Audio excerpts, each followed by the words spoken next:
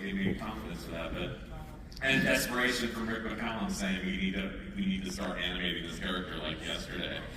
So it was we had a whole big casting package. And can you imagine this? And an audition, I slipped it in there with a different name, and I Jedi mind tricked George Lucas and somehow got it. The thing that really is funny about that now is that it never could happen.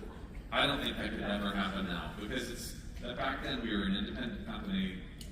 I did this audition, George liked it, he called me the next day, he's like, great, we're going to do it tomorrow. I mean, now it'd be like, what's your follower count? How, show me all the credits. Yeah, it's gone through a whole bureaucracy that made it happen. But it just shows that, it was, George Lucas had a lot of faith in things, and he went with his guts on what he thought, and it opened up a lot of doors for a lot of people, and we did a lot in a technology sense, in a story sense. I mean, it was, and that's our job.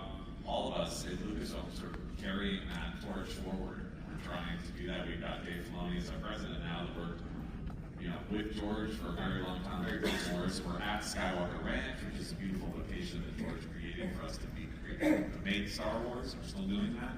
We're working on the Ahsoka season 2 right now. So, something Dave is particularly fantastic at was transmitting George's thoughts to us. And without speaking for George, he would say, well, George wants this. And then he would describe it in such detail that you understood. Because sometimes when you receive direction through a game of telephone, and you're getting it from intermediaries, you don't always understand what it is. So-and-so wants you to do this. And you go, why? How does that fit? Just do it. Do what? I don't understand. What's the direction? Just do it. No, seriously. Don't understand why and how that fits in. That was never the case with Dave. With Dave, he'd say, George wants this. Now, let me explain why. And then he would go into a Star Wars monologue. By the time that he was done, you were in Star Wars and you were ready to do that. Dave understood that actors really needed to, their imagination needed to be fired up in order to get the job done. So that, he was terrific at that with relating George's thoughts and making them his own thoughts as well. Dave really owned it when he would give his, Did you, speaking of sneaking things in the movies, now didn't you knock somebody's headshots or something into a pile of headshots to get somebody else a role in this company? Well, Sam and I met through my best friend growing up. I was a theater kid that just was constantly on stage with, in different productions and musicals and things. And they met in college, and when I started at LucasArts, Sam had moved to LA and was, starting to book things like crazy, shows like Battlestar Galactica, Dexter, things like that. And I started getting involved in casting at LucasArts. And you read for Republic Commando, you read for Battlefront 2, I think you read for Han Solo, I think. Finally when Andy Beth Christensen drew the concept art for Darth Vader's Secret Apprentice, we didn't know he was called Starkiller yet, it looked like Sam. So I just I called you, and then got his headshot and his resume, and I just snuck it in the pile. Snuck it in there. And then he got an audition, and he was brilliant, and it went on for 45 full minutes, which is a long time, but we knew, and I knew that they knew halfway through the audition that we were done. As soon as he walked out of the room, we were like, oh, that's the guy, It was so obvious, and the passion and the genius, and so on the flip side of that, when we were reading together, that's kind of how Proxy happened, and that whole Rogue Shadow crew, Cully Fredrickson, Escoda, Natalie Cox, everyone just really gelled, and we had a great time making that game. And that, I think the DNA of that is carried through, because Filoni brought Sam in for Mortis, and then for Maul, and so watching those efforts, that was October of 2006 when he auditioned. He was 5 years old. He was 5 years old. You, in the Clone Wars movie, was not even born yet. So, but yeah, it's just amazing being here in 2026 talking about a show that we got to do together again, 20 years later. And we're just really, really grateful that Star Wars has led to so many creative opportunities, and grateful to continue working with Lucasfilm Animation, which is just an incredible studio in Northern California that George put together. And it's still making Star Wars to this day. Super grateful that you're all still watching it. That's right.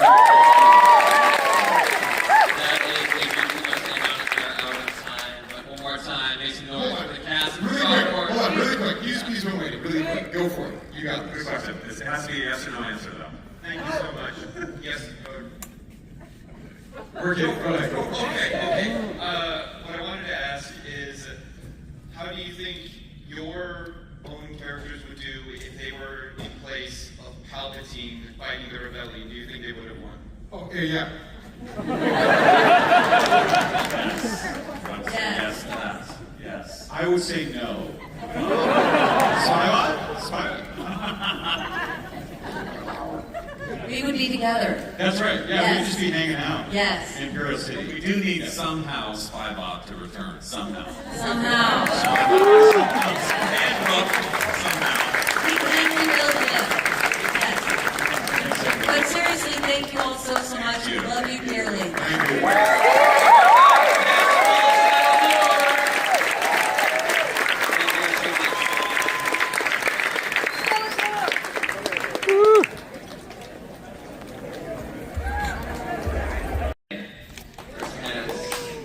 Anyone been here since Friday, since yesterday? Wow, okay, we got some vets in the crowd.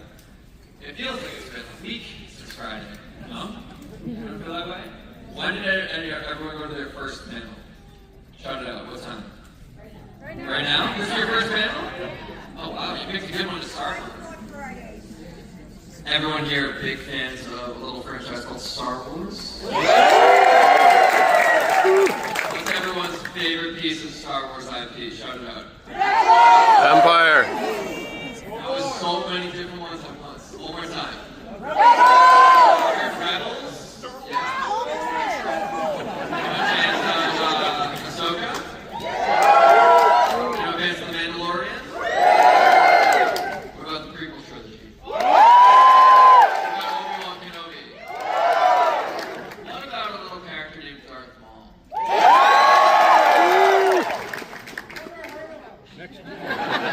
Well, you're going to hear from a lot on this panel.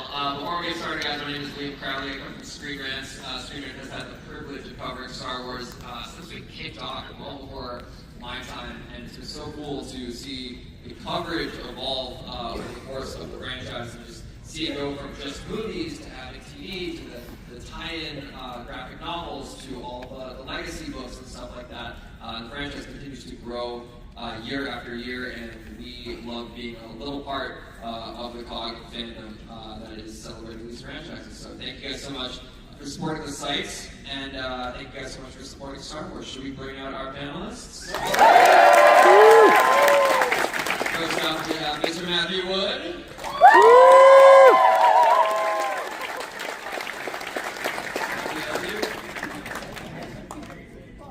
I call him.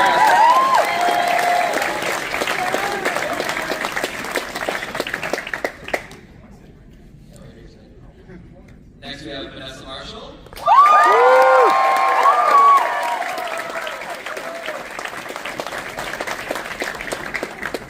We have David W. Collins. And finally, give a warm Chicago welcome to Darth Maul himself, Mr. Sam Witwer.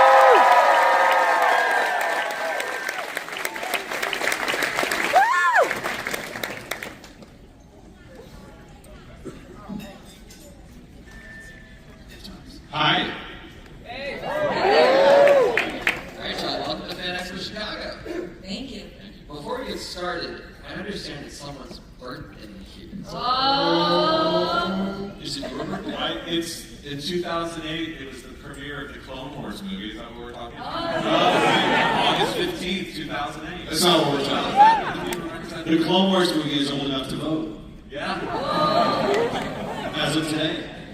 We won't embarrass Matthew with a full happy birthday song, but on the count of three, can we all say happy birthday, Matthew? Ready? 1, 2, 3. Thank you very much. Thank you. Do you like Matt or Matthew? Because I call you Matt for That's 10 too years. much. You can call me. I call you Matt? Okay, yeah. Everyone call him what? Grievous? General Grievous. General. Call him General. Hey, you is fine too. Yeah. Happy birthday, General! 29 today. Y'all, first off, congratulations on the success of Star Wars. and watched it on Disney Plus?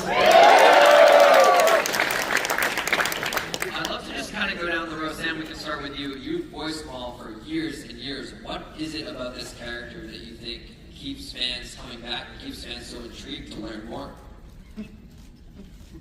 Yeah. Okay, here's what it is. Here's the important thing. Don't dare bring a character like this back unless you have some very strong ideas and have new things for him to go through. If you're just going to do the same thing, it's not worth it. We've already done that, right? And this is something that I think I got from watching a lot of interviews with George and having a lot of conversations with Dave Filoni, that it's not worth doing if you aren't going to do something bold, something risky, and something new. If you're not going to do those things, he's going to become Skeletor. You know? No offense to Skeletor. Calm down, guys. Skeletor's great. He was cool. But he serves a different purpose and a different type of show. Star Wars is special. Star Wars is huge and it's bigger than all of us. So if you're going to step into that arena, you better really have something special to show people. So when you say, why do people keep coming back? It's because up until now, we've made great efforts to do that.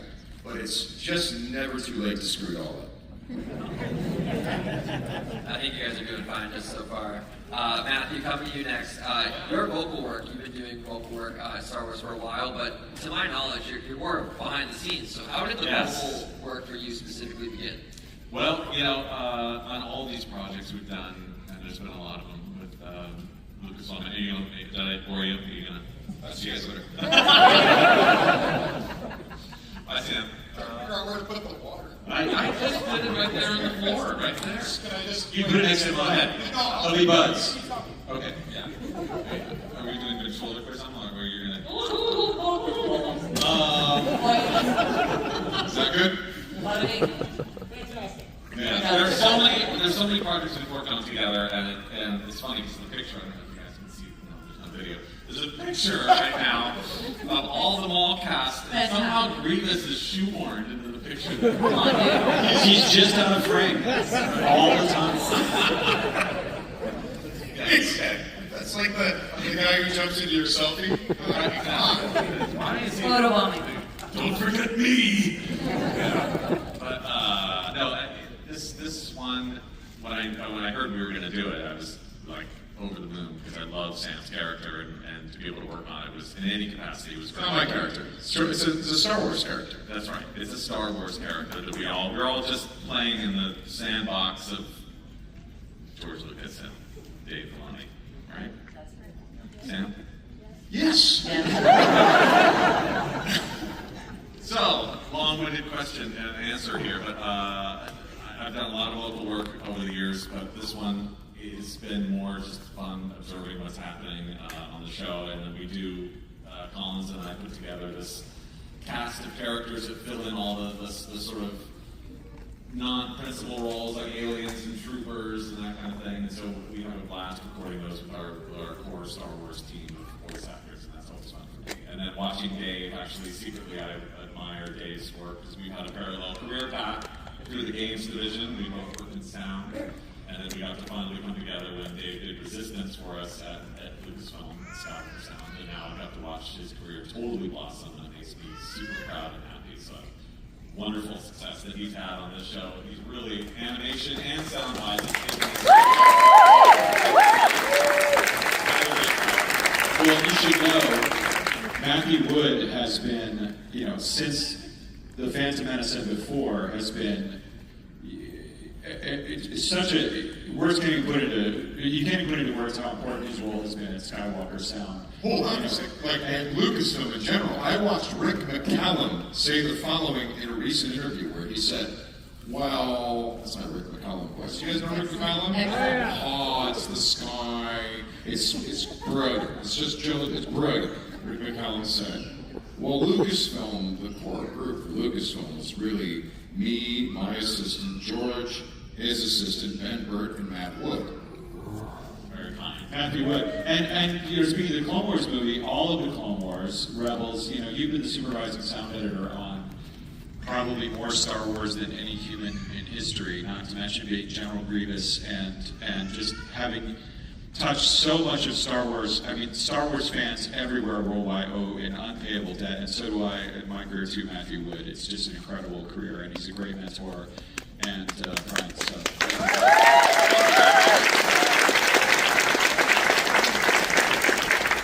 Is anyone fans of the character Brooke here? Vanessa, you introduced us to Rook in Star Wars: The Clone Wars. How did it feel to get to bring that character back here in Star Wars, Maul? It was incredible. Well, when I got Rook cast in the final season of The Clone Wars, I said to Dave Filoni, I can die now. And he said, oh no, please don't, I have other plans. And I didn't know what he meant. Literally, I thought he had lunch after the session. Like he didn't want me to mess up his next event. Anyway, but I had no idea that this was even going to happen. I don't know that he did at that point either, because that was well before the pandemic, I believe. And when they called it sort of that, I was so excited because I wanted to explore. As a huge fan of the Mandalorian arc in the Clone Wars, I love Duchess Satine and the whole thing. I cry, and Savage Opress is absolutely brilliant. And Sam has been a dear friend of mine for many years. And so to be his second in command, I was happy to. Savage Opress. That's right. yes, moment silence. Duchess Satine. Broadcast.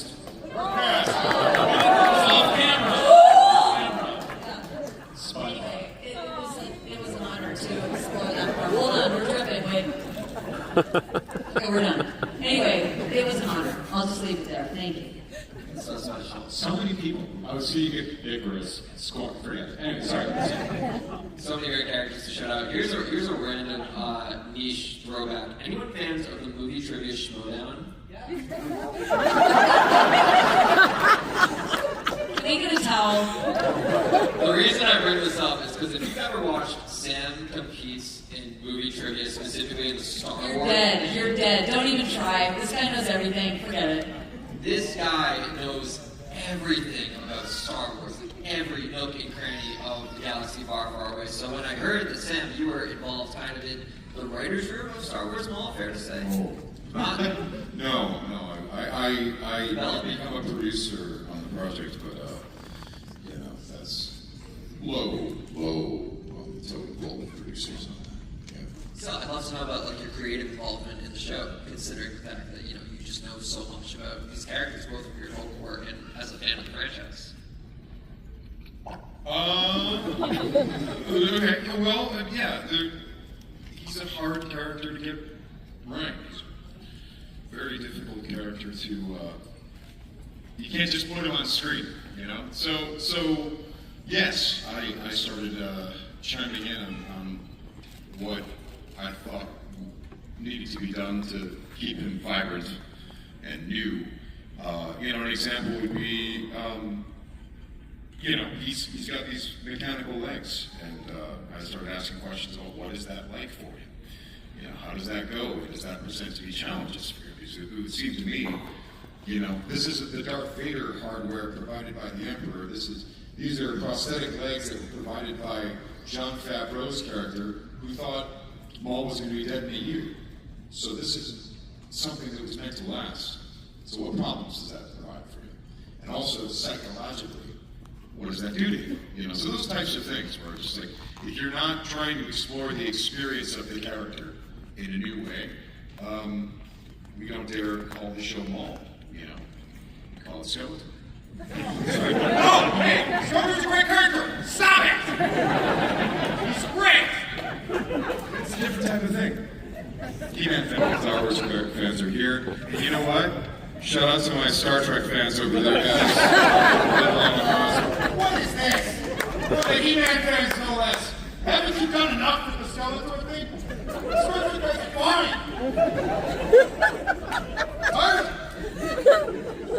Did your character in this series, Spybot, I understand the kind of the voice you came up with is a bit of a tribute. Am I correct in saying that? Well, yes, I think it's a mixture of a lot of different things. I mean, they didn't know. Any of you played Star Wars: The Force Unleashed? that was a series of games that Sam and I worked on years ago that we're really had a great time working together on. It was the first Star Wars project we got to do together, which was really fun. Correct. And the Star Killer proxy thing kind of, I think, organically came out of very natural friendship during the table reads and yeah. Well, when it came to Maul, it was a great chance to bring that back, but it was a totally different character. But I thought it was really important to bring some levity to the show, to have a bit of comic relief and also provide some commentary the way that, of course, how they did Hidden Fortress and then R2 and 3PO in Star Wars, and then Spybot, he doesn't have an R2 to talk to or a 3PO to translate for him, so he's got this half droid, half English thing, and Filoni said to Brad Rao and Ryder Matt Mikovits, have Collins do it, he'll figure it out, and that just worked great, with our report as well, but I had to really figure out, is it English or is it gibberish? It ended up being a little bit of both, and this sort of gibberish just started out with,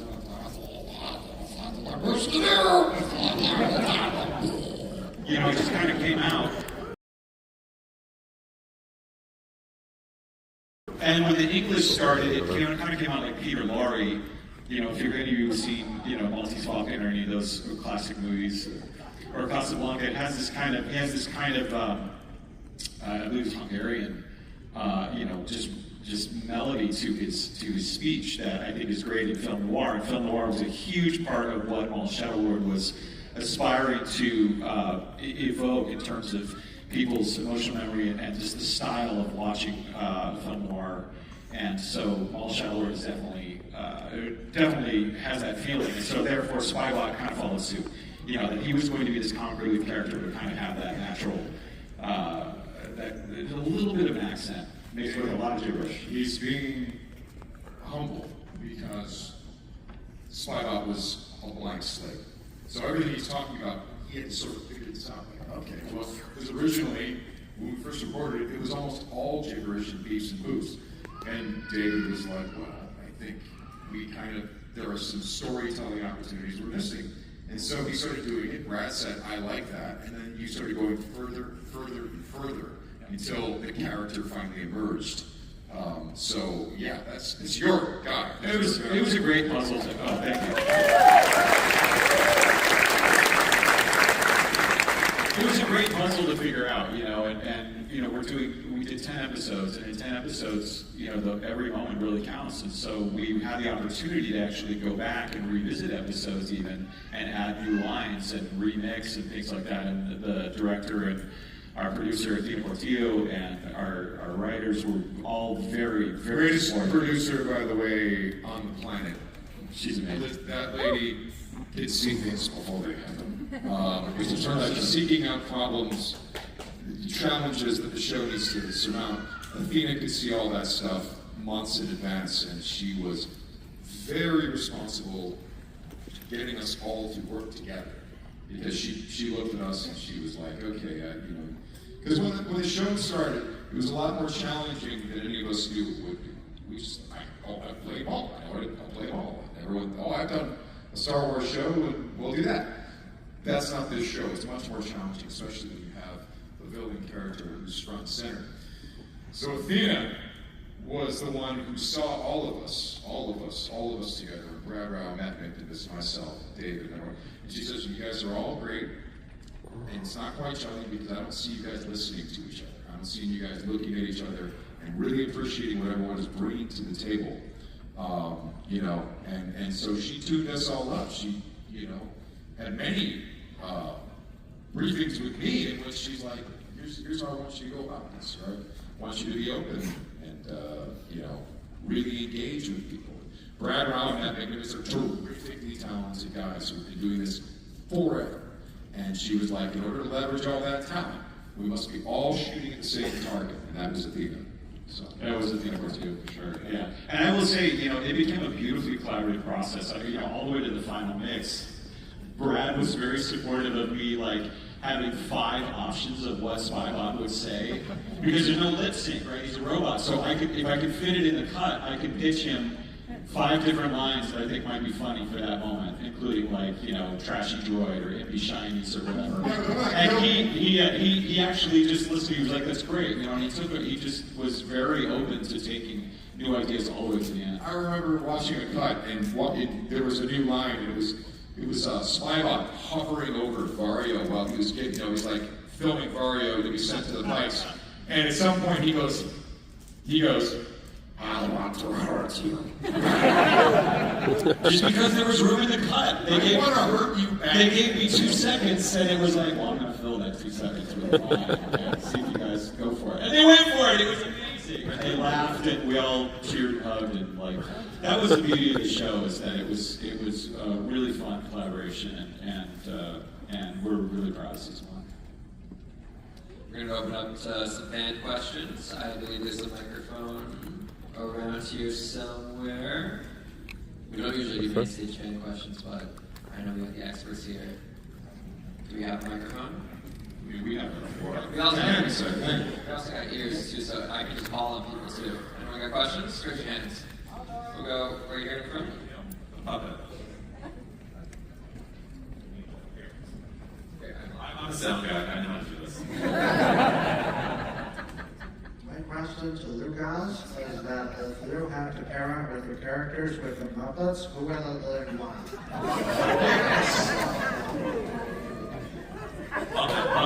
Puppet and Maul pairing, what would it be? I can start, I'm not sure. I think Spybot would probably pair up with Rizzo the Rat. I'd love to see those two on a wacky adventure together.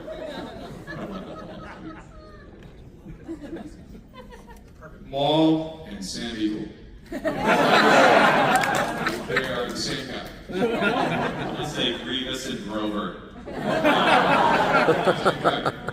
I would say Brooke and Oscar. What about Hera? You know, Hera's the old Star Wars Rebels. I think Hera might work on Miss Piggy and see if she can join the Rebel Alliance. She could do wonders for our team.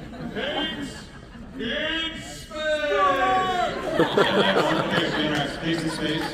No? Okay, right. Thank you. Thank you. We have a microphone set up, so I encourage Great. you to line up in an orderly fashion right there. Testing. Yes. It's working. Okay, this one is for Sam. Okay, I do enjoy Maul. He is terrific, dangerous, cunning.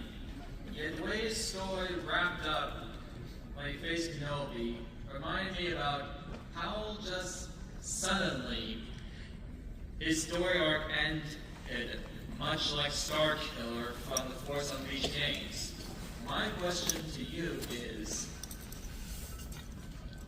how was Star Wars The Force Unleashed supposed to wrap up in Volume 3? That's a great question.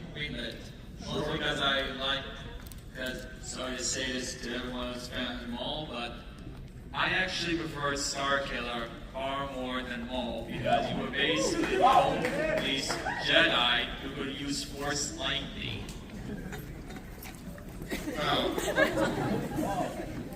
I'm sorry. Just hit fire.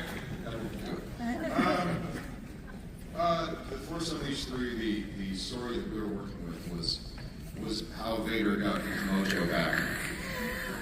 I'm just going to say it. Okay. It started with the trial of Darth Vader, where there was going to be all these rebels that were converging on one location to basically bring this guy to justice and to broadcast it throughout the galaxy.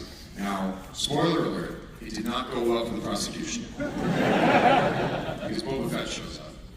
And then when Starkiller rolls up his sleeve and he goes, "Oh, I'm going to stop these guys," he can't. And he's shocked. He's like, well, how are you doing this? I've defeated you before. And he's like, "You cut off my hand.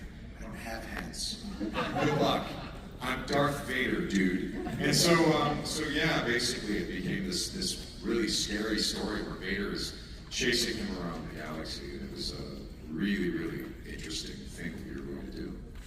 So, good to see you. Next.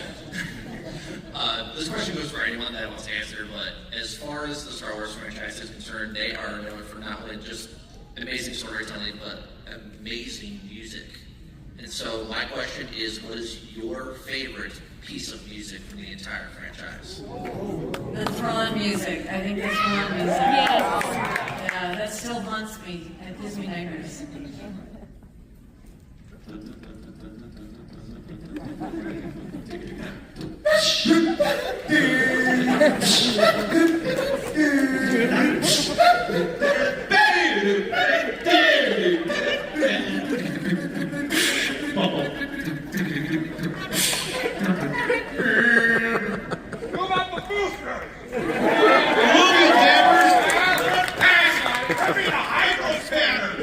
The field chase from Stark Fast. Is that what that was?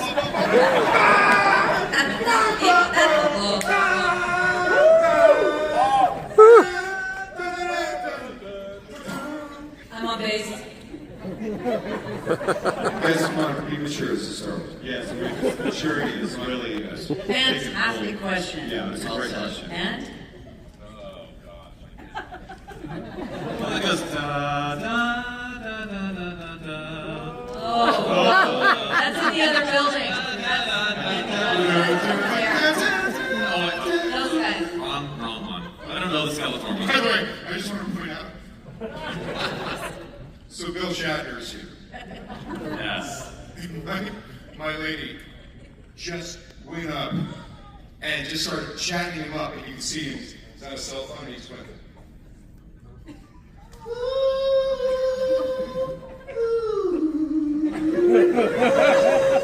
And he started flirting with my girl. And I'm just watching.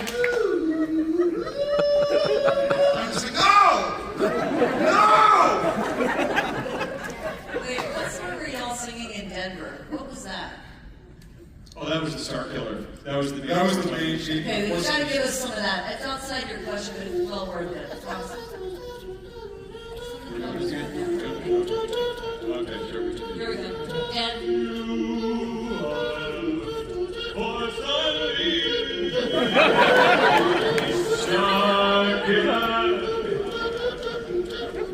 Or something.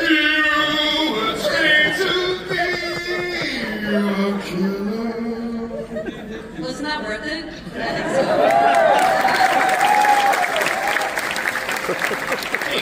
That was a loaded question. Sorry. Because something happens where our brain switches off and a different part switches on. think so. That was incredible. Thank you. Next question here. Hi, my name is Mackenzie, or I'm actually Smeagol, and my question is, if your character was in a different timeline in the Star Wars franchise, what would the timeline be? Maul would do very well in the Tales of the Jedi period. And he would take Axar Kun's double-bladed lightsabers and would show you how to do it. I think Spybot would work at Texas Diner. Yeah. She's better! I'm Pepsi, good ship. No, Pepsi, no! I don't see my characters in any other place than exactly where they were. I'm sorry, I can't see it. I just can't. Would you switch Hera and recast, timeline? Would you, switch? Never. I know we're supposed to be yes and, but I can't. No, the way all those narratives played out in my mind, it's just chef's kiss. No notes. Sorry. There's so many battle droids that have been swirled around in little boxes all over the entire universe. I like that every so often they open one up and they find one they have to bring them back to life again. So battle droids. You kind of been in every timeline already, right? That's true. You break the question a little bit. Yeah. Because even the droid Gatra in Mandalorian and Grogu, so that was voicing all of those in Mandalorian and Grogu as well, which was pretty cool. We did not put voice into the droid after that's guarding the Hutt Palace for the war crime of The war crime of destroying the White House. And the bombing raid. By the way, they did that on a dare from a bounty hunter. Yeah, it's So Mando's calling an airstrike. They're like, sir? Blow up the entire conversation. But yeah, the choreographer, the voice of the air traffic controller coming in, I actually went to Anthony Daniels' house and recorded him, so he's got a little cameo in there. We got C-3PO's voice. Anthony Daniels in the last movie, which was fun. I also love when the battle droids, like in Skeleton Crew, get, way after the Clone Wars is over. They get activated and they wake up and say, Did we win? Was that you? I can't remember. It was you, but you also did it in Bad Batch Season 1, I think. Right, that's right. Yeah. Like as they wake up. Yeah. Did we win? Yeah, I love it. Well, thank you so much. Thank you, Great Matt. question. Great question. So I'm wondering, will we ever get to see the triumphant return of Darth Maul's bottom half? I think it's walking around somewhere. Yeah. It's a show mainly about pants. But yeah, there's a lot of dancing in the show. Really good dance. It's a musical. First Star Wars musical. It's the Brotherhood of the Traveling Pants. That's right. Holidays going to be very angry that we just announced it here. That's right. We're not allowed to talk about making a name. So sorry. Act shocked. Darn it. All right. To cancel it. Okay. But they're getting Theater Serafinowicz to voice the pants. Well, I have no idea how I could possibly follow up a question like that. Mr. Witwer, you've done so much work for creating the Star Wars universe in the sense of like understanding the characters, especially when it comes to the dark side. You mentioned earlier that you've never been in the writer's room, you've never like officially been part of it. I'm very curious, would you ever consider, and if so, for what and who? Consider what, like hanging outside the writer's room like this? Because I already do that.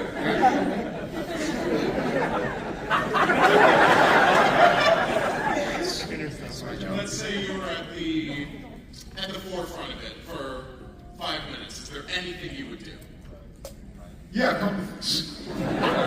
Yeah, I mean, it's just, it's very important to you do not need to agree with what these characters do, like Darth Maul. You don't need to agree with it. In fact, it's probably better if you don't agree with it. However, if you're going to do a show called Maul, you have to understand why he's doing everything.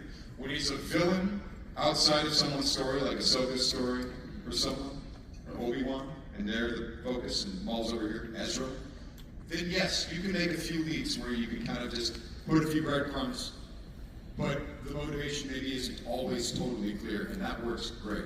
But if you're doing a show called Maul, you must be inside his decision-making process. So I think that's what I would do if I was there.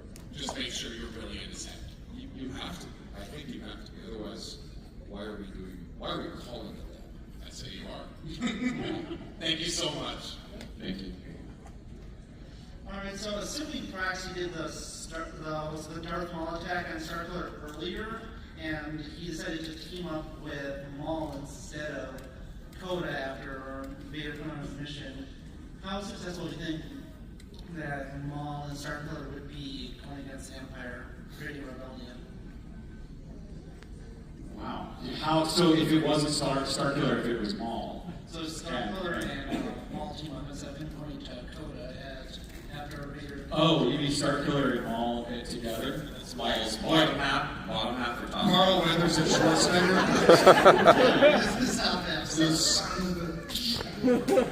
and so, when Vader gives him the mission in Force Unleashed to create a rebellion, and he goes to Coda in the game, but what if he goes instead to Maul and they try to take down But also, what if he goes to Schwarzenegger? I think if Starkiller and Schwarzenegger were, teamed up, I don't think you get Star Wars. I think they solve all the problems. You'd be like, oh, the guy, this explosive lieutenant is so mechanical, right? This is like, and then, next thing you know, we win Star Wars. That's my answer. So I have a question specifically for Matthew. What was your favorite line as General Grievous? My favorite line? Well, the autograph line today was pretty nice. Thank you to everybody for that. Oh my gosh. Well, everyone likes the. Well, you have to say the. You have to say the one line to get me. Can we all say it together to cue You guys all have 3 words. 1, 2, 3. General Kenobi, you are a bold one. Kill him.